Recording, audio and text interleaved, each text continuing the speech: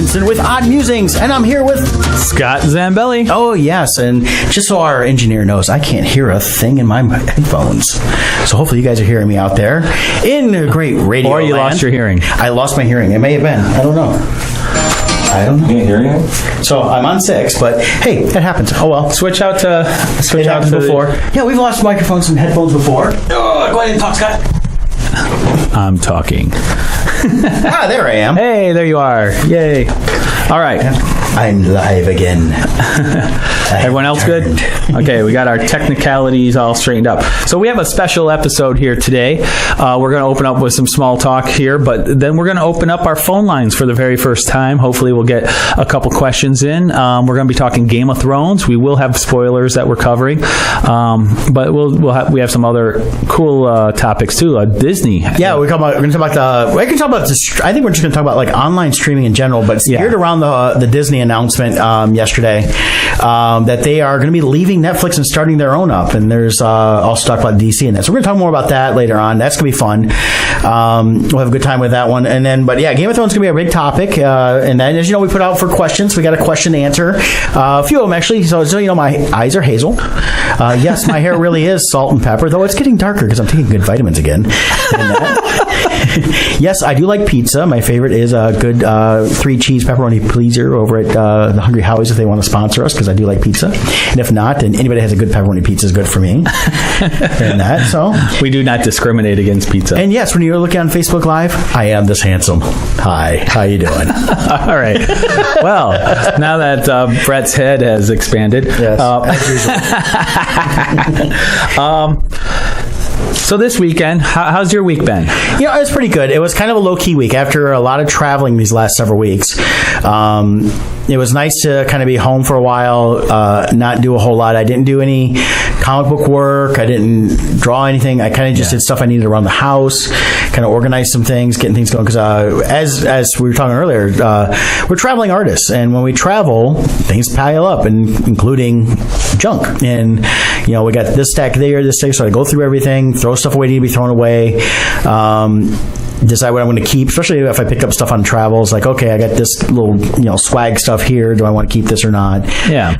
But it's just also because things just get stacked up and get moved around as you're trying to get everything organized for a trip, and then next thing you know, everything else in your life is unorganized. Yeah, my week has been pretty much the same. I finally had to, sit down and just unpack everything from San Diego Comic-Con in Tampa Bay and follow up with people as far as all the contacts I made and things like that. And I see we got a comment from Paul on there. We'll be covering that in a moment. Yeah, that's going to be one of our topics on that, Paul, so definitely thanks for that more now. I also had to step away from art for a few days too, just because I found myself extremely burnt out from all the travel and all the deadlines I was meeting. So I kind of forced myself, because what I was finding is I was getting stuff done, but it was forced, So I forced myself a couple days. This Sunday, me and my daughter went out to a place called CJ Barrymore's, did some putt-putt golf, played some arcade games together. It was a lot of fun. There was this really cool ride. It was reminiscent of, not ride, but interactive 3D display. Okay. That is reminiscent of like some of the 3D things over at Universal. Okay. Yeah, they had this really cool one. It's this scary ride that you sit on. There's all these seats. It's a 4D experience. Oh, fun. So you wear the glasses and you have guns, and it's this giant screen that it has this curve to it, so you feel immersed, and it opens up and you can pick whether you're going to fight zombies, robots, aliens, or something else. And we chose zombies, and there were like 5 other people in there with us, and you got your guns, and this storyline develops, and you got to shoot all the zombies, and it was a blast. And they, as you're going through, like they have fans, so it's blowing wind on you, and it was really, really cool. There was this one lady, she looked like she was in her 50s or so.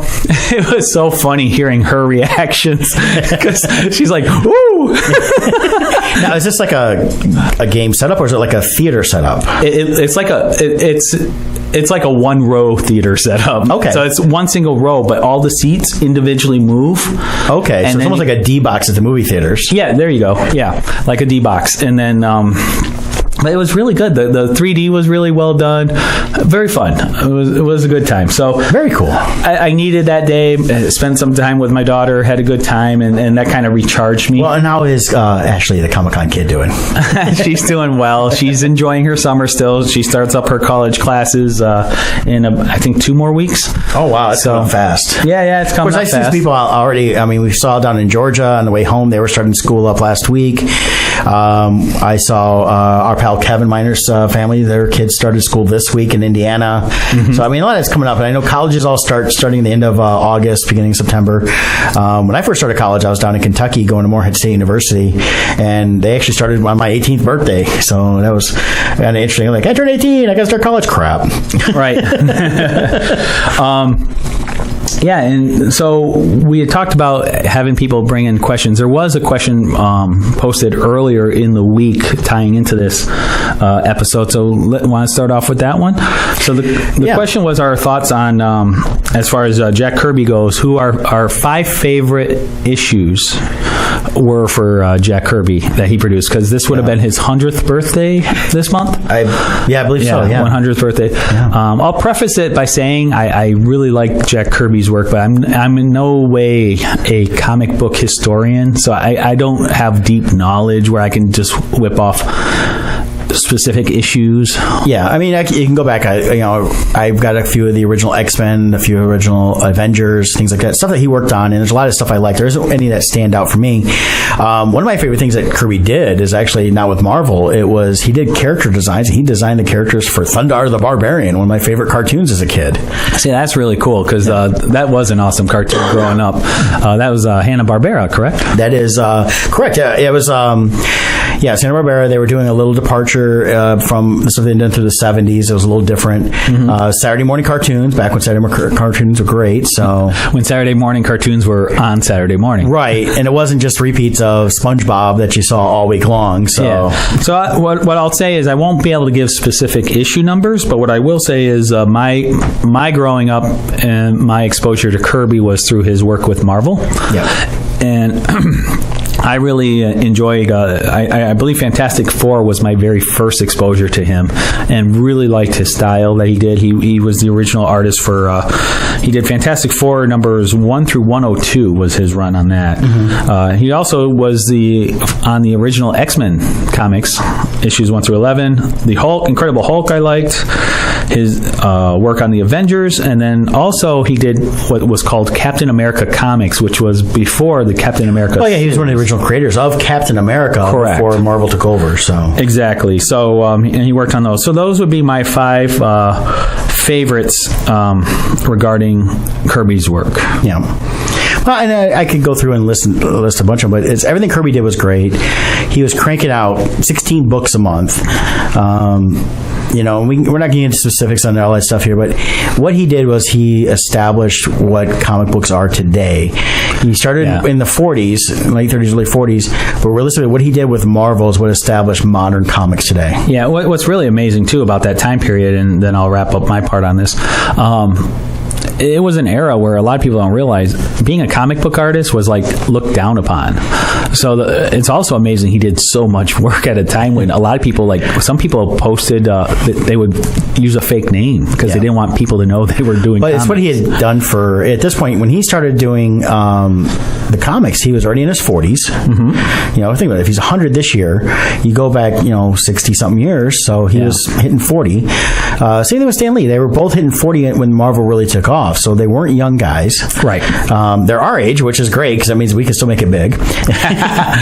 But it was, the amount of work he did was, the reason he did it was, one is, he was an in-house thing. They had the bullpen that they set up that they would do stuff. 2 was, he got paid by the page. The more pages he cranked out, the more money he made.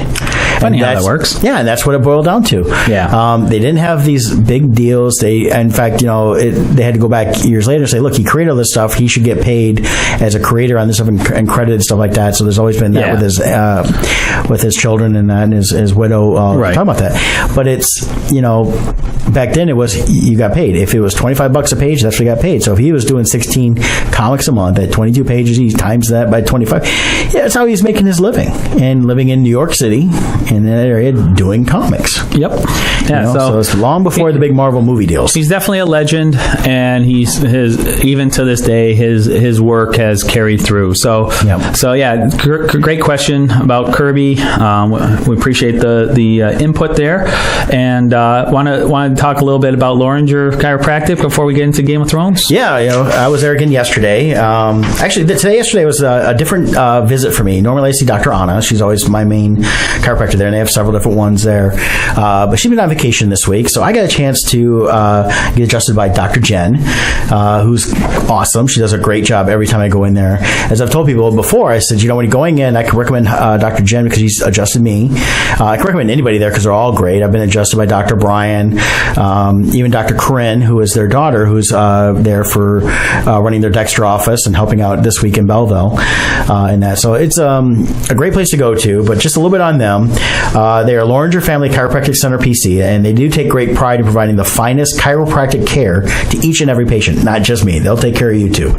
They offer on-site digital x-rays, massage therapy, orthotics by foot levelers. They have Young Living essential oils, aromatherapy. They offer a full line of vitamins if you need some vitamin help on that. And they're also a very family-oriented environment. They're always really great there. You can give them a call at 734-697-4244. They're located in Belleville, Michigan, as well as Dexter, Michigan. And if you're not in the Southeast Michigan, Mid-Michigan area, go to LoringerFamilyChiropractic.com. You can always email them or give them a call and say, hey, this is where I live at. Who can you guys recommend that are just as good as you? And they know people all over the country. That's where they're at this past week was Dr. Anna and Dr. Brian were out in San Francisco for a chiropractic conference, learning some new things and having a good time out there. And then it was also her birthday since I'm friends with them also outside of the practice. So I got a chance to wish her a nice happy birthday and hopefully she had a lot of fun.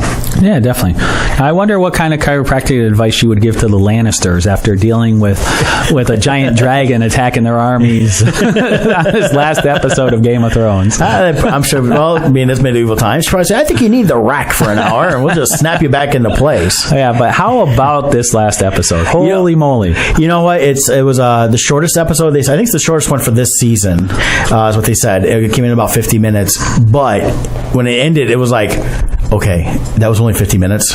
It was jam-packed. They didn't waste a moment. Right. To get the story they needed out there, get everything out there. And we had a lot. I mean, with Arya making it back to Winterfell. Well, back to Winterfell. Now, anybody listening right now, if you do want to chime in on our Game of Thrones segment here, call in at 248-721-8570 and ask any questions you want as far as our thoughts on this show, but we'll keep moving forward. Yep, or your comments. Just keep in mind that we do try to keep it kind of family friendly. And short. We got to keep the show short. So watch your F-bombs, guys. But no, it was an awesome episode. Oh, yeah. I mean, where do you start? There's so much awesomeness. I mean, I guess we'll start with Arya. Let's start with Arya because she arrived and first thing was, I'm Arya Stark, and the two guards were like, no, she's dead. So obviously they still all thought she was dead. Which is funny because the same exact thing happened to her in season 1. Yeah, season 1 when she was trying to get into King's Landing, the guards didn't believe that she was Arya Stark either. Right. So we're seeing some things relived here. Yeah. But I loved the way she talked to those guards. Well, she said, well, that's fine. Put them in her place, and just so you know, when you go and find out and you talk to my sister and find out that I was really her. What do you think she's going to think about you turning away her sister? So, I mean, instead of just like escorting her in saying, let's go find out, they were like, oh, no, we'll just make the judgment because we're in charge today. Well, guess what? You got your butt handed to you. Yeah. But, that was excellent. And there's so much going on. It's really deep what's going on so many levels here with the what's really cool about this episode especially, but this season is so many of these characters who've been spread out, all these characters who are fan favorites are now starting to come together. It's like it's a convergence of everybody. We're seeing it with the Starks coming together. We're seeing it with all the major groups starting to form together and head to the same location. Because this is Arya's first time actually seeing Sansa since season 1. Yeah, since Ned lost and it was interesting. I read an article. They're off air, they're really good friends. The actresses that play Arya and Sansa. Yeah, they've grown up together. Yeah, they grew up together and they hang out in real life.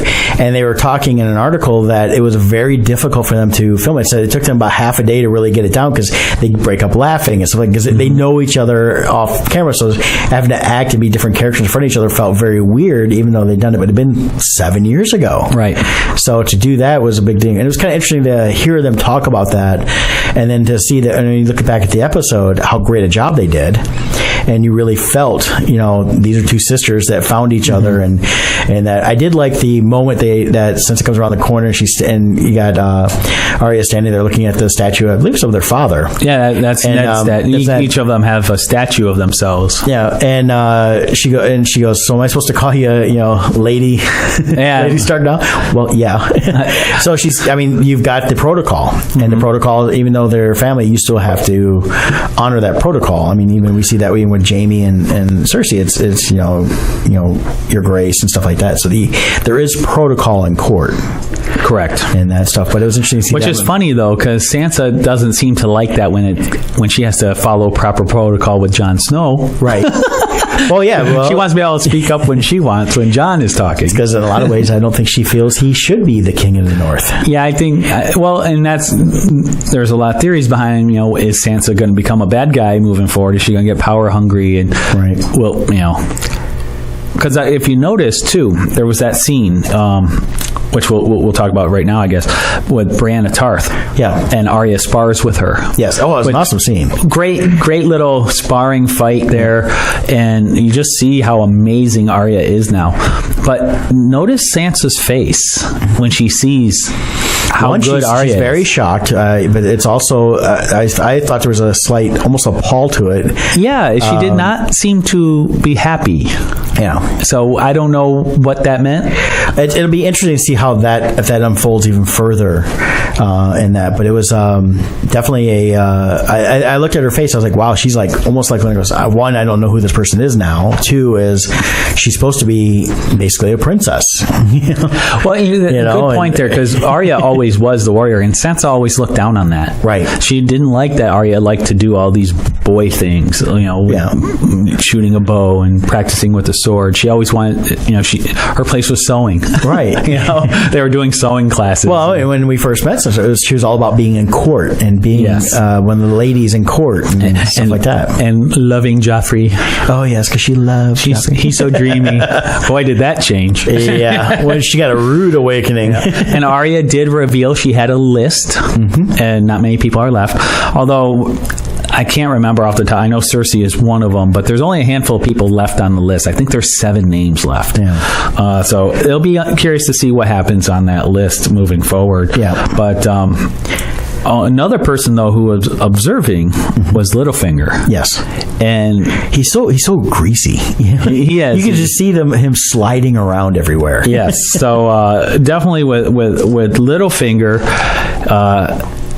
someone brought up an interesting point, too. This was an online thing I was reading.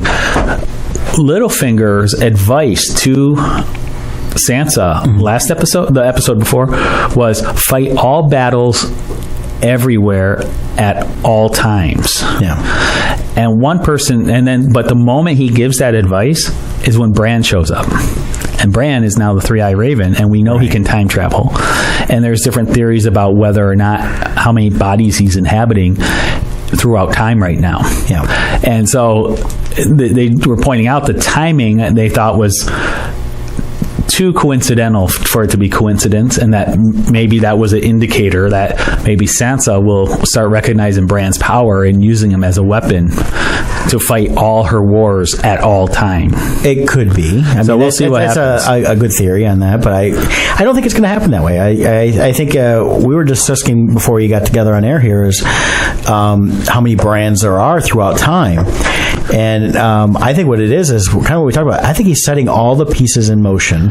Correct. He's setting the board. I agree. It's all this conversion. Everything that's been going on. It's like he's just now realizing who he really is. Right. And he's always been going through all this. In terms of being the Three-Eyed Raven, he always was the Three-Eyed Raven. Well, and that's the thing, too. If Sansa is planning on using Bran, the thing is, he knows everything. Yeah. So it's going to backfire on you if you're planning on using him. And whatever she thinks she's doing, he's already allowed. I think that's what's going to happen. Exactly. And I think it's no mistake that Bran, because there's so much focus on Bran going into the past. Yeah. But why can't maybe he can go in the future. Right. Maybe he knows the results of his actions. I mean, if he can go back, why can't he go forward? I would think he can. I think he's. Right. I think it's when you basically got this power now, it encompassed everything. Right. So he's almost kind of omniscient on everything, Correct. as well as omnipresent. So Yes. he's kind of there everywhere. Which is giving him. It's given him a severe personality disorder. Though he doesn't seem to know how to interact with people anymore. Well, yeah. I mean, to look at his history. Yeah, I saw you get raped. Yeah, let me recount it in detail for you. It's like, oh. And in some ways, I think that was more for the viewer. Edification of he sees everything, he knows everything, right? And he knows it not just okay, this happened. He knows the detail, right? And he's given details. He's revealing it to people with details that no one should know. Right. For instance, Arya, he says, "Oh, I'm surprised you. I thought you were going to go to King's Landing." Yeah. Now the question is, did he say that just as a form of talking, but he knew she was coming to Winterfell, or did she really make a decision that? I think it was. I think this is one of the current timeline of stuff happening. Is also he may be able to kind of know how things will play out, but at the same time he knows it can be changed because it hasn't happened yet in his time. So as he sees things as one thing, and he saw her going, but she turned and came the other way. Right. So there was a change there. It doesn't affect how he's doing everything or how he's seeing anything, or change the past. Right. He's like, okay, this is the path we're going. Right. He knows the choices that can be made and the outcomes, and now it's a matter of watching those choices happen. Yep. And then also so he reveals that to Arya, but then I think it's no mistake that he gives the dagger to Arya. I think he knows the outcome of this decision. Yeah. Because it seemed very purposeful. But that dagger was given to Bran by Littlefinger. Right. And Littlefinger is talking about all the chaos that's going on, and Bran's comment to him was, "Chaos is a ladder," which is a crucial conversation that Littlefinger had in private with the spider, Varys. Yep. Where in private he revealed his true intentions. That conversation was all about how the spider does all of what he does for the good of the realm, and Littlefinger revealed he's doing it all for himself. Yeah. And the fact that Bran knows that conversation happens, Littlefinger now knows, Bran knows he can't be trusted. Right. So a lot of stuff, a lot of layers are going on where all of a sudden all this stuff from past episodes is getting dumped in. Yeah. And Daniel's popping in here saying he thinks the dagger from Littlefinger will be very important, the dagger that he gave to Arya. I agree. I think that's why they were careful to show Arya using that dagger at the end of her... well, she lost her sword was taken away, but she didn't get completely unarmed. She had that, so she spun around, and here's the dagger. Right, and Littlefinger sees that. So I think that's going to come into play for sure. Well, because I mean, as much as he's been able to survive these last several seasons, is he going to continue to survive? He's trying to manipulate Sansa. He's trying to control everything that's going on that he can with the way he does it.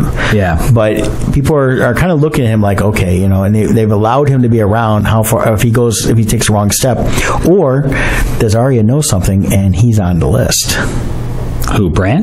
No, Littlefinger. Oh, she's never said his name in the times that. No, but it doesn't mean she doesn't know something from the first season, and because she says she's got this list and she's not revealed them all yet. No, she said it every night when she would go to bed. We would hear the list. See, I always thought they cut away before she finished it. No, maybe I'm wrong. It could be. But I believe they always had her doing the list. Now, could be, though. I wouldn't be surprised. Now, but that doesn't mean names can't get added to the list either. Another interesting thing too was when Arya did that cool move to Brienne. She says, "Who taught you that?" Yes. And Arya's response, "Well, it was no one taught me that," which was a true answer. Which I like how she put it. No one taught me that. Right, because and instead of just saying no one and ending it like most people would do it by saying no one taught me that, it goes back to the what was the name of those people? The character. I mean, the man has no name, right? But they worship the god of many faces, right? And that so really he was no one. Yeah. So that was a cool answer. And you had said, now I didn't think so, but maybe you're right. You said you think Bran knew who she meant. Yes. So that's cool. Well, you got to remember, she is a lady, even though she doesn't want to be referenced as such. Although she finally accepted the compliment for the first time when Podrick. Yep. He said, she's like, I am not. Then she stops and like, thank you. Yeah. So she's trying. But being a lady, she grew up in court. She would have some education, and these people have been around for a long time, so they would have been discussed in some shape or form. So she is aware. Plus, she has travels, she has training, and she may have come across this in different ways. Yes. Yep. And I do follow the theory that Bran is actually the original, the three-eyed raven that we see early on, the old man. Yes. Who he finds in that cave. I believe that is Bran. Yep. And also, if you look, I think even like the facial expressions Bran is making and with how he's doing his eyes, I think that fits this. He's getting the look. Well, it would make sense as someone who's basically can be everywhere in time would actually be an actual people that are basically him. Right. And I think what we're finding, my belief is part of the reason why Bran is so kind of out there right now and how he talks to people, because he always kind of seems like he's there but not there. Right. I think he's simultaneously, even though his eyes aren't glazed over white, I think he is existing multiple lives right at that moment. I think as he's come into the power where he's now, before it was kind of controlling him, now he's controlling it. And talking about control, one of his powers is he can inhabit animals. Right. Could he warg into one of the dragons? Possibly. Could he control a dragon? Or what about the direwolves? Well, we know he can do direwolves. Yes, because he did that before. Well, but he mentioned about going, with Arya, back to the Arya talk about, I thought you were going to King's Landing. Maybe that was him actually inside the direwolf, even though that's a good question. Or helping direct her in the direction she needed to go. Yep. Let's see here. Another awesome reunion. Which was a little tense, was Jon Snow. He's back with Theon. Yep. Theon arrived on the shores of Dragonscale. Yes, I believe it's Dragonscale. I think that's the name of the fortress over there, where they're getting the dragon glass from. And Theon arrives, and it was a very tense moment. Not sure how that was going to go, but Jon Snow reminds him that if not for what you did for Sansa, saving her in the previous season there, I'd kill you now. Yeah. So that's an interesting reunion. We'll see where that unfolds. Yeah, we had a little more of that, but also we had they're getting ready to mine the dragon glass, and he had to take Daenerys down and show her the cave drawings and show that everything that's going on has happened before with the White Walkers. Yeah, and if you notice, you got those paintings that were on the walls. All of those designs you see, we've seen already. The White Walkers, when they killed a whole bunch of people, the body parts they would lay in that spiral pattern that you saw painted on the walls. Right. There was another symbol that we saw created by different body parts and things like that. So these and even the aerial shot of the God's tree or whatever they call it, where they go to pray. Right. All these names are popping up in my head at once. Winterfell. Right. At Winterfell, the aerial shot, the stones have that spiral pattern coming out from it. So all of these things are starting to... There's a lot of symbols popping up and coming in that are tying together a lot of different aspects of what's been going on. Right. And I'm curious to see, what did they call them? The children? Well, there was the first people. The first people. And then there was the children. Are they going to come back? Because we know they live, as far as they arose with Bran when Bran was getting attacked by the White King. They showed up and helped defend him. Right. Yeah, I'm getting that right. Yeah. So it's that I could see that, because I think these are things that have to happen. It's what we're seeing now, though, is the revelation of what's going on.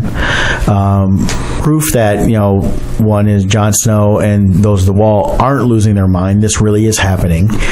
And the problem we have, though, is the direction people are looking is not north; they're all looking elsewhere. Right. And Daenerys has not been looking at, well, yeah, that's fine, this is a problem, but I need to take over and rule the Seven Kingdoms. Right. And at the end of this big discussion, he's like, we need to join together. We need to be. She goes, I will once you take a knee. She's pushing the whole he has to take a knee to her. Well, you're starting to see her she's becoming very authoritative and bossy, and I think a big part of that was the seed planted by the Queen of Roses over there, and I blank on her original name, the older woman who was poisoned by Jamie, but she said, I've known many clever men in my life, and I've outlived them all, and I did that by ignoring them. But I think it led to what's happened in the last part of the episode, because she finds out about what's going on with all her ships and everything else. They basically have lost they lost their fleet. They've lost a big chunk of the army because she doesn't have the Unsullied anymore, and all this is because of Tyrion, her hand, basically. Right. He's been giving her the advice all along, and she sees him now as a clever man. Yep. And she's not trusting his counsel anymore because they had this string of losses that have suddenly occurred. So, when she's questioning his true loyalty.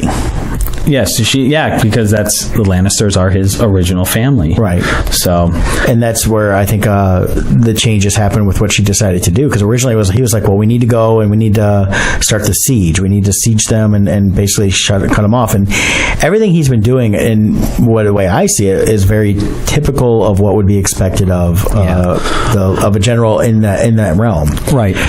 This is what we do. It's just kind of the standard. It's kind of, if you look back at even in real life wars, you look back at like the Revolutionary War for America, the reason the British had a hard time is they had a code of war they were following, and the Americans were like, no, they basically went to guerrilla warfare and changed it up. And when that happens, it throws everything off and what's going to happen. But if it's expected, and you know what they're going to do, well, this is what they should do based on our history, based on what we do, based on training. And he's a Lannister. All of them have had the same upbringing. He had the education. He may have been treated as a second-class citizen within his own family, but he still got the same education. Right.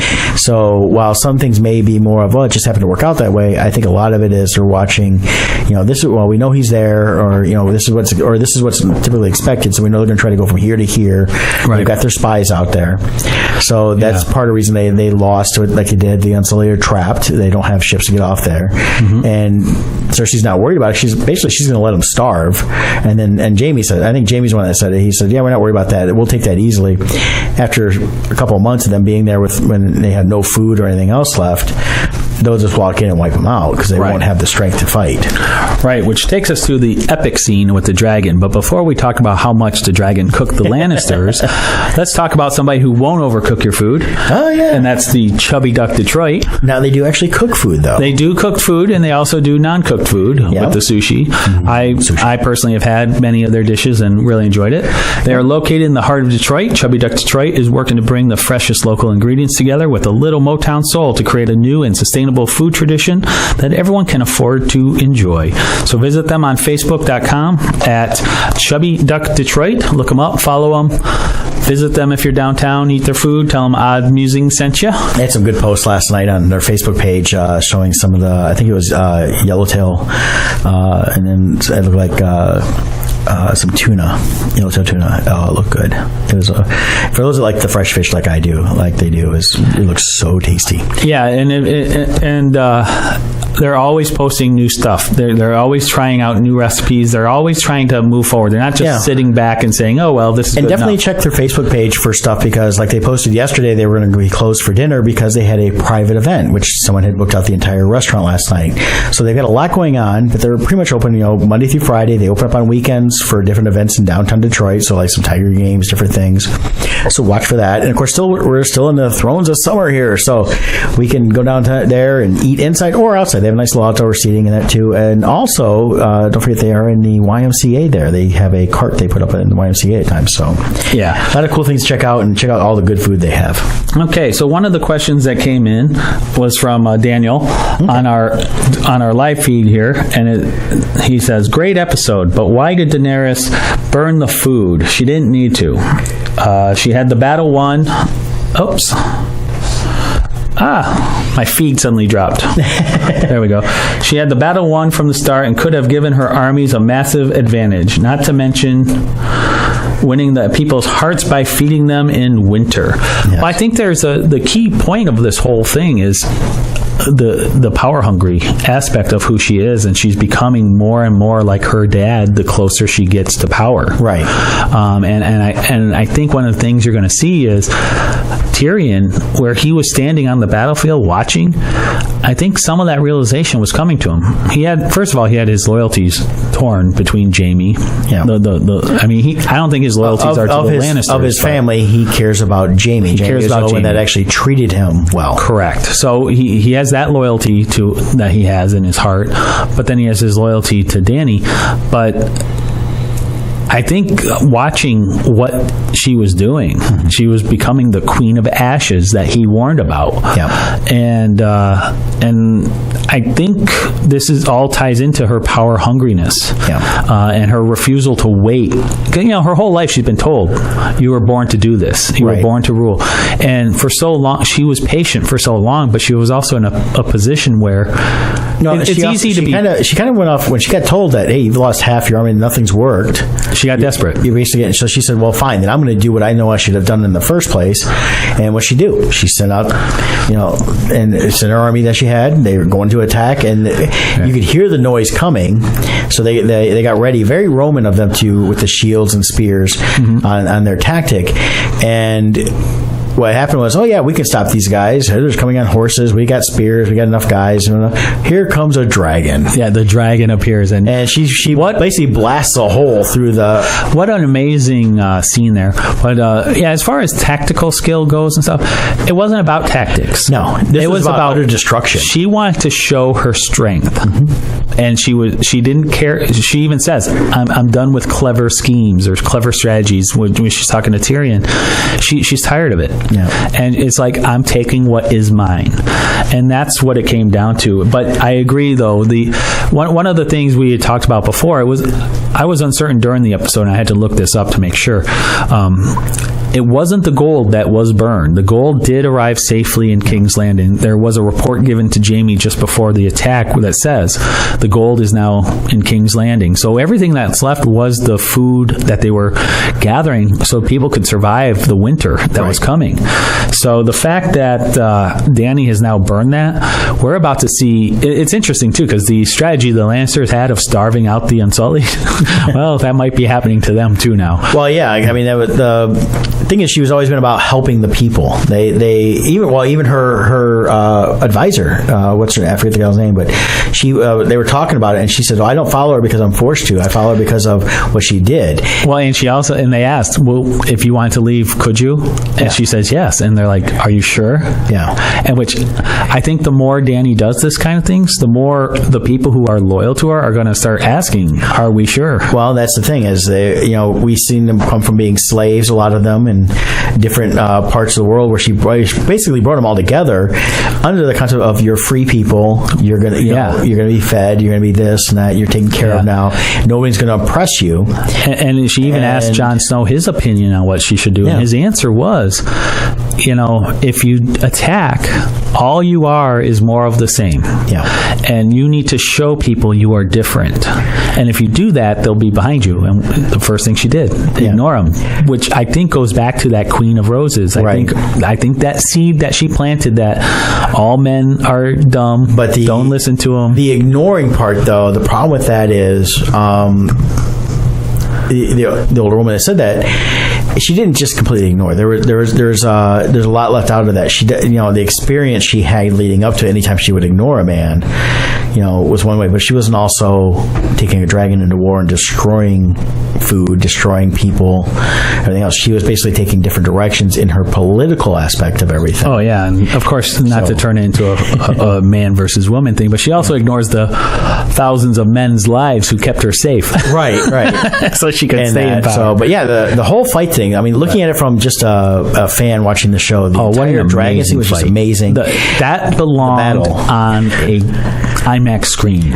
We talked about this earlier. Why are they not showing these episodes? They should be just live streaming them as as one of those Fathoms. Work out a deal with Imagine, with MJR, with whatever theater chain will do it. How cool would it be to sit with like a couple hundred people watching? I would watch that every Sunday without fail. I would be at the theater watching that. Yeah, it's funny. You pay $10 a month for HBO, or you go pay $10 a week and watch this episode. Oh yeah, but the way they did this fight was amazing. They did HBO released a 14-minute long behind the scenes mini episode or whatever you want to call it, showing how they did that battle. And it's just amazing the amount of work. And this is the payoff we're getting. Originally, this was going to be the last season, 10 episodes long, and instead they broke it up into 2 smaller seasons, 7 each. They said we got a lot more to talk about, and HBO, in their brilliance, said let's go for it. But by reducing this season to 7 episodes, it freed up enough money to do this kind of episode. Yeah. Plus, it tightened up the storylines a little bit to fit everything into this one season that they need to. But wow, these episodes have been just amazing. But it's got a lot they have to get to actually get to the last the part that's going to start the conclusion, which is going to cover, I think, the last 7 episodes next year. But as a fan, I mean, the thing with Game of Thrones is you have these people who you cheer for, but they're all on different teams. And the problem is now they're coming together. And so now it's like, do I cheer or do I cry at, like, you don't want anything to happen to Jaime. You don't want anything to happen to Arya. You don't want anything to happen to Drogon. Bronn. Oh, I love Bronn. I want Bronn to control all of Westeros. but you know, he had that moment of indecision where does he go after, is he a sellsword? Right. And does he grab his money and run? Or does he leave the money behind and fight? And that was a key moment. You saw him pause. Meanwhile, this dragon is coming down. It's like, dude, forget the money. Yeah. He's like, this is what I've worked for. Yeah. But there's more money than he's ever had. So. Oh, yeah. He keeps wanting his castle. Yeah. But, you know, it was... you know, to see how everything's converging together has been great, and the payoffs for the fans are good. I mean, we've had look how many battles we've had this season. They've all been spectacular. It's been kind of the theme of lately is they're kind of ending the episodes with a major battle, leading up stuff, but it's all basically chess moves. These are all the moves we're seeing. The pawns have been in place. Now we're starting to see the rooks and the bishops and the kings move and that stuff. So that's the movement we're seeing now. So, you know, the initial stuff, it took 6 years to get the pawns out, and now they got to start moving the rest of the so this has been really exciting to see, and I can't imagine what kind of finale they're going to have. I don't know if you can top this episode. You know, I think they're going to. I think we've got 3 more episodes. I think I think this next week is going to be, we're going to see a little bit of the fallout of the battle with Daenerys and the dragon. Mm-hmm. You know, we did see Tyrion. You know, he did basically tell us, you know, not really yelling, look at his brother, go, get up and run away, get away. And you did see though that, you know, he's a fighter, and they wounded the dragon, so it does show that their catapult arrow works. Mm-hmm. And the dragons can be hurt; they're not going to be impervious, right? But Dany also knows that now too, so we'll be curious to see what happens there. I definitely believe we're going to have I really think the end scene with Jaime is a baptism moment. I think when he, obviously, there's no way he's dead, and I mean, it could be, but I don't see it. I mean, they showed him kind of floating down, but they didn't show something's going to happen. I think Tyrion's going to save him. It could be. I think we're going to see Tyrion save him. That's my theory. We'll see. That would be interesting. Or they cut next week's episode on Sunday cuts right there at the beginning. He's like, wakes up and just shoots himself out of the water. Because Jaime now knows a key piece of evidence too, is he knows Tyrion had nothing to do with Joffrey's death. Right. So there could be, you know, we're seeing the Stark family reunite. Maybe we'll see the Lannisters start reuniting. Who knows? And that'd be interesting to see if Tyrion does come over. Because besides that little bit of information, really, you know, like Cersei never, you know, was never treated well by them. He was just kind of allowed, and he was the drunken buffoon of the court, but that's kind of the role they gave him in that. So it'll be interesting to see. Although he did accept it and embrace it too. Wholeheartedly. Yes. But so it's going to be interesting to see how that goes. So. We'll see where it goes. I'm already excited for next week's episode. I'm going to be watching this episode again because it was that good. So let's switch gears here. We'll wrap up the Game of Thrones talk. And because we've just covered all the cool stuff on that, and there'll be a lot more next week. Yeah, definitely. We could speculate for hours, but then we'd have to go back and say, well, I guess we were wrong.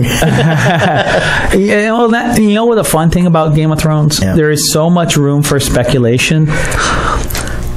But one thing it's not predictable, because people, after things happen, of course, there's people that come out of the woodwork who say, "Oh, I knew that." Yeah. But the reality is, people have been speculating for years, and things take such turns. But they do it in a way that doesn't be like, "Oh, that doesn't even make sense." Right. Things happen, and you look back a few seasons, and you can see where the little breadcrumbs were there. Right. So, anyways, out of that fandom. Well, speaking of fandoms, let's talk about shirts that fit your fandom. Yeah. Well, I'm wearing my the Busters shirt that they have. Your Ghostbusters. Yep, you got the Ghostbusters, which is a pretty awesome design. I have that shirt too. But today I'm wearing my personal favorite. Oops, sorry, I'm hitting the microphone. My personal favorite is the Thor. After the AC/DC type logo. I always get thunder. I get compliments on this all the time. People will make comments, or like the other day I went to I was at the gas station, and this car was pulling up, and the guy stopped. He's like, "Oh, I see we got Thor here, so I better wait. let you pass." I was like, "What?" I forgot I was even wearing the shirt. I'm like, "What's he talking about?" But anyways, gets a lot of attention. But all my shirts from T-24, a lot of people make comments. Same with me. When we were at Universal, people were commenting. I wore my Potter Weasley. Yeah, people were commenting. I wore it again because I watched it, but I wore it again at Tampa Bay Comic-Con, and then also my new Voldemort Lestrange one. Nice. And every time I'm wearing one of those shirts, people will say, "That is pretty cool. Where'd you get it?" And you can get it where at, Scott? T-24.com. That's TEEMINUS24.com. And T-24 is a creator of unique pop culture T-shirts and vinyl decals. In fact, we just used them. We have a Demolition Derby coming up at our Mega State Fair, where we are sponsoring next Wednesday. We are sponsoring one of the Demolition Derby cars, and T-24 created our custom vinyl decals that will be going on the car with our Odd Musings logo. So that is actually in the mail already. They created it in just a couple days for us and got it out. So that will be on our Odd Musings car, which we will be live streaming from the event next Wednesday. We're going to try to get some interviews with the driver, stuff like that. Yeah. So we're going to have a lot of fun to do. So you're going to see several live videos next Wednesday after the show popping up throughout the evening and that. Yeah, so stay tuned for that. And at T-24.com, you'll also find 140 graphic tees and 100 of vinyl decals based on your favorite movies, TV shows, comic books, and video games. And as we mentioned, they do custom work as well. So go to their website at T-24.com, check out their fun selection of products, and after you find something you like, use coupon code ODD, ODD, at checkout, and you'll get 10% off your entire purchase. You can also follow T-24 on Facebook, Twitter, and Instagram, where they post about their latest designs and share updates from the conventions they attend. Like the one they're at this weekend. Yep, they will be at Boston Comic-Con this weekend. Yep, and one thing they've done a couple times is post some of the video they take with their GoPro showing the crowds and stuff like that the shows are at. Yeah, that's fun. They'll do a time-lapse thing. Another thing, if you follow them on Facebook and their other ones, they do a little fun thing where they have this little lizard gecko thing. This little tiny thing. Yeah, they got a bag of toys or something. Someone gave little trinket ones, and they will hide something at their booth. Yeah, they'll hide it, and then if you happen to find it, I found it at Gem City. I was like, "Oh, you guys got someone left a little lizard. You won the prize." I was like, "What's that? You won that?" Yeah, you get to. So I put it on my drawing table. So right. So stay tuned, see what object they're hiding, and maybe you'll find it. But another person who will be at Boston Comic-Con is going to be our very own Dominic of Mess Bucket Comics with Arcane Awakening. So you'll be over there? I'll be over there. Awesome. Yep. And you'll be at, actually, you won't have your own table. You'll be at the Source Point press booth, correct? Right. So awesome. Exhibitor section. See him and his merry band of misfits of Source Point Press. He's going to be exhibitioning at the Boston Comic-Con. Exhibitionist. Yes, you'll be showing your wares. Yeah. For all who will look. Oh, Dominic and his shortcomings. But On to other topics. So, are you driving out there with the gang? Yes. You're doing the carpool thing? Road trip. Yeah. Ooh. Well, it's just 2 of us in the car. Oh, that's not bad. They're all coming from other. Because sometimes Source Point realms. Press, you guys will get like 6 of you in a van or something, don't you? Yeah. Don't they sometimes do that? Yeah, they did. There's the other people are coming from different realms. Okay. Different realms. Oh, very cool. Earth 2, Earth 3. Cool. Well, we wish you a lot of luck this weekend at Boston you. Comic Con. Yeah, we look forward to hearing about it when you get back. Yeah. Yes. So awesome. Hopefully not complaining. Yeah. Well, if you are, we'll just tune you out. We're hoping Dominic will make enough money that he'll just like give us free episodes for the rest of our lives. There you go. That's the hope. That's the hope. As much as we keep promoting him for free on our channel without charging him. So, but Cool. Well, good luck, Dominic. Thank you. But we got a little bit left time here. But those that saw the news yesterday, Disney is going to be pulling out of Netflix and starting their own streaming service. I think this is big news in a lot of ways, and it's going to be. I've seen a lot of articles already pop out talking different ways. But the one thing, and it was mentioned on one of the questions I saw, Millar World signed with Netflix. Correct. So with what we're seeing is Netflix is going to do, I think, what they originally intended to do. Disney and them, they always had a little bit of a partnership, but they were smart enough to want to buy up their own property, start their own stuff. And with Disney leaving, I think it's actually worse for Disney than it is for Netflix. I agree. I think it's a big mistake by Disney. The thing is, you got to know what you do. Yeah. What is your service? What is your product? What is it that you provide? And Netflix, they're a channel. Yes. And they provide content to people. Disney is in the business of making content. And that's where I think they should stay. Now, they own like ABC, they own ESPN, they own things like that. Correct. But realistically, what it boils down to is they create content. Right. It would make more sense for ABC to have a streaming service. Right. That would make more sense because that's Which what they technically do. they do. There is this ABC streaming we can watch stuff. But not as a subscription Not service. a subscription. CBS is the only current major network that has their own subscription service. Yeah, who do you know anyone who Not at all. subscribes? Not at all. And I think that's where they're losing out right now. But the thing is with Netflix is not only do they do streaming, where Netflix has really surged is their ability to make quality original content for their channel. Yes. And that's what they've done well. Well, it's some of the things we talked about. Now, we've talked a little bit over the last several episodes about different things like Defenders and Daredevil and the Marvel stuff. But we've also talked about things like Stranger Things. They own that. They've had a lot of movies that come out. They have deals with other people. Here's the thing, too, with Netflix, though. They are being a huge success off of everybody's crumbs. Stranger Things went to 15 different networks before they went to Netflix, and they all rejected it. And these are all properties nobody wanted. All these people They're willing to take a chance on the different.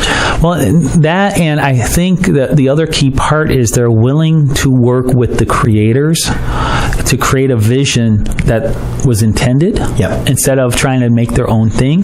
Well, and I think using HBO is the other side. HBO has their original content and stuff like that too. Sometimes HBO goes a little too much in certain directions. They have a lot of nudity, a lot of swearing, stuff like that. Well, but that's the market they're going for. And that's the market they're going for. Where Netflix doesn't say you can't do that, but they're more concerned with we want good stories.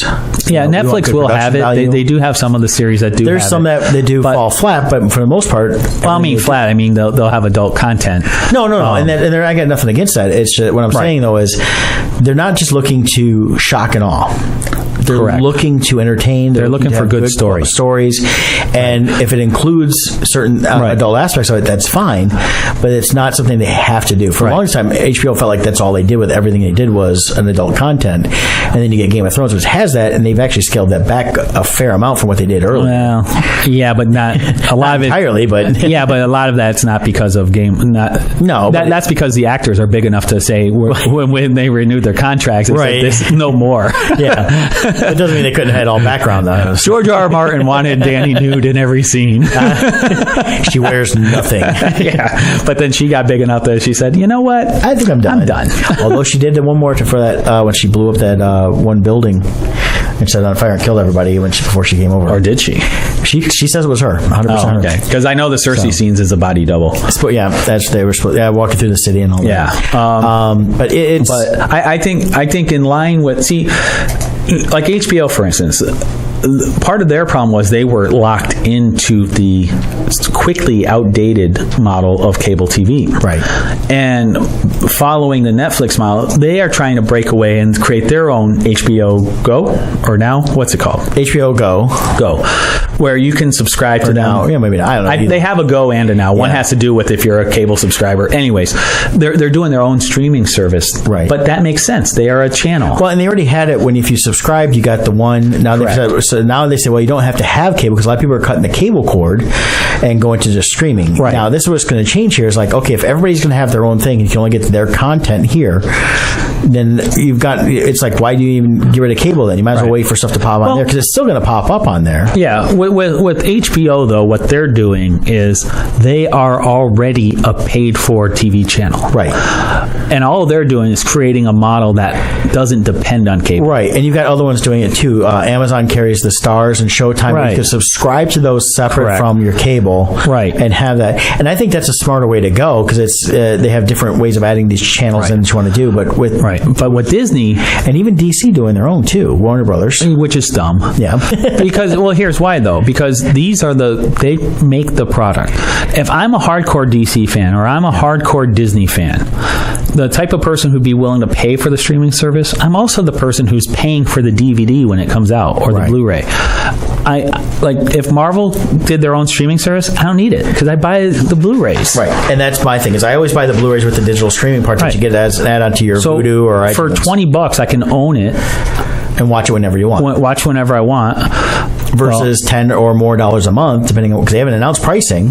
Right, we don't know the price. It seems like my bet is they're going to go with the Netflix type. At least to start with, they'll probably undercut Netflix pricing just to try to get people over. But the point is, they focus on good stories, and then someone like Disney, why would you want to limit yourself to your own stream? You should want your stuff carried on Hulu, on Amazon, on Netflix, on cable. Why limit yourself so that... That's the thing I find very interesting because you've got to establish stuff here and it's like, oh, well, Netflix we're competing with them. No, you should embrace that. Embrace it. And you should, and go to, they already had an exclusive deal with them, but they could say, okay, we're not going to be exclusive. Now we're going to offer our stuff elsewhere. Because if you look at Amazon streaming, Netflix streaming, those are the main two ones. They both have a lot of the same shows and movies, but they have their exclusives, which is fine. Right. But open yourself up. Say, okay, we're going to do our Star Wars. They have that license separate from Marvel, and you can pick and choose who you want to go with on that. Right. But having everything on your own and only yours, I think is they're going to launch it, and people are going to get it, and they're going to start dropping it pretty quick. Yeah. So just to wrap this up, in regards to the question with Netflix response to Millar World, I think it falls in line with Netflix's business model already. Yep. They're not changing anything. They are looking for good original properties, and in a lot of ways they're kind of doing like what Disney does by buying like Marvel and Lucasfilm. Yeah. They're now buying into these different studios World to bring this product and these stories to Netflix. And they're buying the IPs is what they're doing. They want this original content. So there you have it. Let's talk about our last sponsor. Last but not least, International Minute Press. Yeah. So they are artist-owned and operated. International Minute Press from Plymouth, Michigan designs, prints, and promotes you. They offer specialty printing services, custom graphic designs, marketing consultation, and promotional products.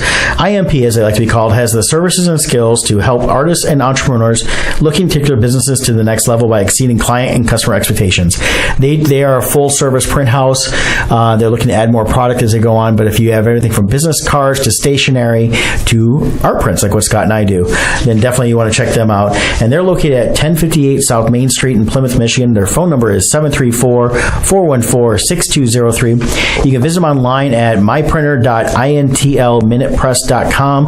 It's a long one, so we have them linked up on oddmusings.com, which you should go for all our sponsors. Check the sponsor page there. Yep. You can also pop in store, and you can learn more about the services they offer. For latest happenings and promotion, follow them on Facebook, Twitter, and Instagram. So definitely go to the link on Odd Musings to subscribe to all that and check them out. And I'm very happy with the products and services I've gotten them so far. Yeah, very happy with them, and I highly recommend them. Yep, so definitely check that out. So this upcoming week, anything coming up this week? week for you, Brett? You know, I haven't got anything specific this week. Next week, we got the Demolition Derby. I'll be doing a little fair thing on Friday the 18th in Belleville, Michigan. But everything, I got a wedding I'm going to this weekend, so Cool. Yeah. nothing big deal. Same here. This week is mostly just getting caught up on my Kickstarter rewards and doing all that, and working on some art and this week I should be where I can start going hardcore on our joint venture that we'll announce in the not too distant future. Which we'll be talking about more this next week too. So me and Brett are going to get together on that. But I think that wraps things up for today. Yeah, I think you guys have been great. Nobody decided to call in. Everybody's too scared, but maybe next time. We're going to try this again in the future here with more call-ins and see how that goes. Yep. And I always send us your questions, comments, and what you'd like us to talk about, because the show is not just about us. Mostly it's about us, but it's also about you guys, the listeners. So hope you guys enjoyed today. Until next time, we'll see you then. So, Don. Adios.